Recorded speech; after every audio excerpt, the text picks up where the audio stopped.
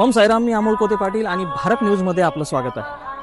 मित्रांनो, 2 दिवसांपासून शिर्डीमध्ये एका चित्रपटाचं चित्रीकरण सुरू आहे आणि त्या चित्रीकरणादरम्यान अशी काही घटना घडली आहे की ज्याकडे सर्व साई भक्तांनी आपलं लक्ष केंद्रित करणं गरजेचं आहे आणि सर्व शिर्डीकरांनी याकडे लक्ष केंद्रित करणं गरजेचं आहे.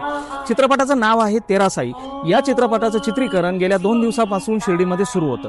यासाठी संजय मिश्रा, सयाजी शिंदे आणि मनोज जोशी हे 3 कलाकार शिर्डीमध्ये साई मंदिर परिसरात शूटिंग करताना दिसून आले.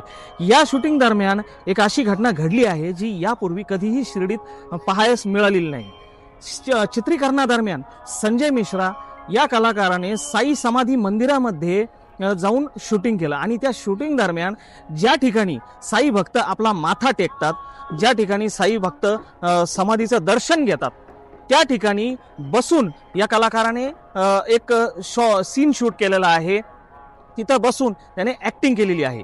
आजपर्यंत साईबाबांच्या जीवनावर आणि साईबाबांच्या भक्तांच्या अनुभवावर भरपूर चित्रपटांची निर्मिती झालेली आहे, परंतु कोणत्याही चित्रपटामध्ये अशा प्रकारचा जो सीन आहे तो कधीही शूट केला गेलेला नाही. अशा प्रकारची परवानगी आजपर्यंत कोणालाही दिली गेली नाही.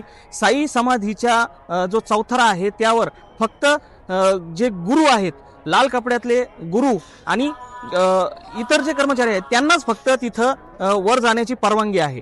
परंतु एका कलाकाराने अशा ठिकाणी जिथं साई भक्त आपला माथा टेकतात, साईबाबांचं दर्शन घेतात, अशा ठिकाणी अशा ठिकाणी बसून शूटिंग करणं कितपत योग्य आहे? अशी परवानगी देणं योग्य आहे का? बहुतेक वेळा तिथं काचा लावलेल्या असतात आणि शेकडो किलोमीटर दूरून येणारे साई भक्त साधा तिथं हात लावून सुद्धा दर्शन घेऊ शकत नाही, अशी परिस्थिती असते. आणि अशा ठिकाणी एखादा कलाकार बसून व्हिडिओ शूट करतो, चित्रपटासाठी बसून तिथं ॲक्टिंग करतो साईबाबांच्या वेशामध्ये. हे कितपत योग्य आहे आणि याला जी परवानगी दिली गेली त्याला जबाबदार कोण आहे? हा प्रश्न शिर्डीतून उपस्थित केला जात आहे आणि शिर्डीचे जे साई भक्त आहेत, शिर्डीचे जे नागरिक आहेत त्यांच्यामध्ये या विषयावर संताप व्यक्त केला जात आहे. कॅमेरामॅन विजय पवारसह अमोल कोते, भारत न्यूज, शिर्डी.